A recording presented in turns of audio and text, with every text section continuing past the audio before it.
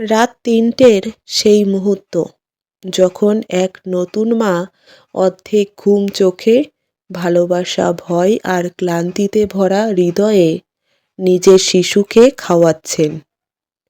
তার শরীর ব্যথায় ভেঙে পড়েছে, হরমোনগুলো ওলটপালট হয়ে গেছে, স্তন দুগ্ধে ব্যথা করছে।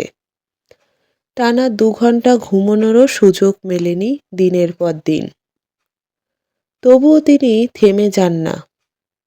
নিজে খেতে ভুলে যান, কিন্তু শিশুর একটা ফিডিংও কখনো ভোলেন না।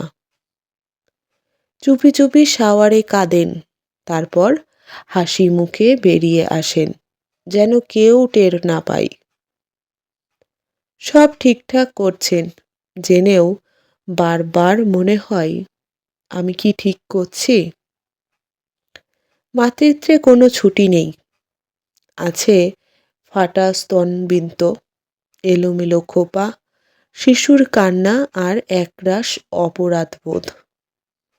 তবে তার সঙ্গে থাকে একজোড়া ছোট্ট আঙুল দিয়ে তার হাত আঁকড়ে ধরা, ঘুম জড়ানো এক নিষ্পাপ হাসি, আর এমন এক ভালোবাসা যা সময় ব্যথাকে অদ্ভুতভাবে সার্থক করে তোলে। প্রতিটি নতুন মাকে জানাই, তুমি একা নও, তুমি দুর্বলও নও, তুমি অসম্ভব রকম শক্তিশালী। এমন এক শক্তিশালী যা দুনিয়া সবসময় দেখে না।